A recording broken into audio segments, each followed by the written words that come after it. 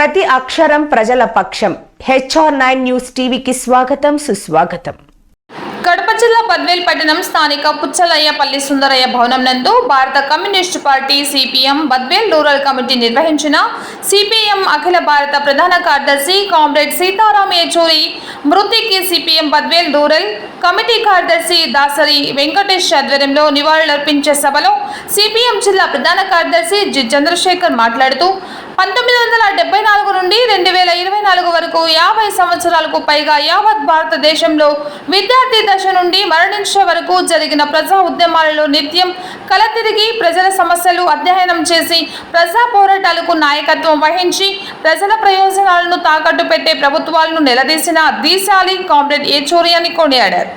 ఉన్నత విద్యావంతుల కుటుంబంలో జన్మించి 10వ తరగతిలోనే కేంద్ర సిలబస్ అఖిల భారత మొదటి శ్రేణి ర్యాంకు సాధించిన బాల మేధావి ఏచూరి అని గుర్తు చేశారు.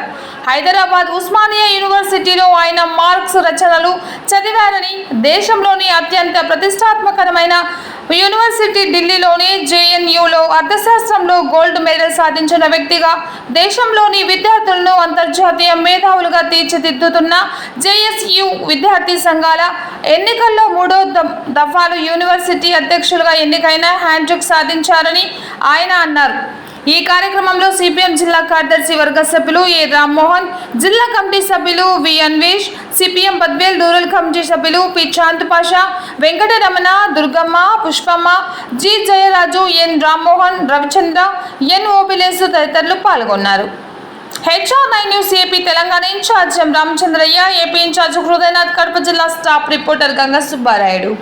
పార్టీ మార్క్సిస్ట్ జాతీయ ప్రధాన కార్యదర్శి కామ్రేడ్ సీతారాం ఏచూరి గారు నిన్న 3 గంటలకు ఢిల్లీలో ఎయిమ్స్ ఆసుపత్రిలో తుది శ్వాస విడిచారు. ఆయన మా పార్టీ యొక్క ప్రజలకు, అదేవిధంగా భారతదేశంలో ఉన్నటువంటి యావత్ ప్రజానికానికి తీరని లోటు. ఎందుకంటే విభజన భాగంలో, ఆంధ్రప్రదేశ్ విభజన భాగంలో కడప జిల్లాకు స్టీల్ ప్లాంట్ ఏర్పాటు చేస్తామని ఏవైతే కేంద్ర ప్రభుత్వం హామీ ఇచ్చిందో, అప్పుడు ఉన్నటువంటి కాంగ్రెస్ ప్రభుత్వం కానీ అదేవిధంగా బీజేపీ ప్రభుత్వాలు అవి ఇప్పటికీ నెరవేరలేదు. అటువంటివి అసలు విభజన హామీలో అమలు చేయడంలోనే పెద్ద లోపంగా ఉంది.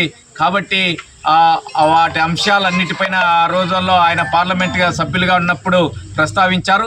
ఆ తర్వాత విభజన హామీలో భాగంగా ఈ కడప జిల్లాలో వెనుకబడిన రాయలసీమ అభివృద్ధికి, అదేవిధంగా విద్యార్థులకు, నిరుద్యోగులకు స్టీల్ ప్లాంట్ తప్ప ఈ ప్రాంతంలో ఉపాధి కల్పించడంలో ఏకైక పరిశ్రమ. అటువంటి విభజన హామీలో స్టీల్ ప్లాంట్ నిర్మించే వరకు మీ ఉద్యమం చేపట్టాలనే పద్ధతిలో ఆయన 2 సార్లు కడప జిల్లాకు వచ్చి బహిరంగ సభలో నిర్వహించి ఆ విధంగా మాకు స్ఫూర్తిగా నిచ్చారు.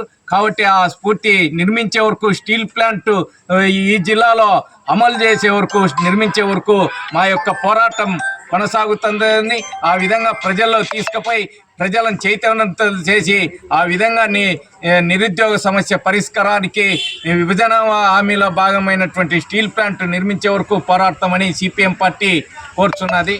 కాబట్టి ఆయనకు ఇవే ఘనంగా నివాళులర్పిస్తూ మేము ఈరోజు సంతాప సభ బద్వేల్ పట్టణంలో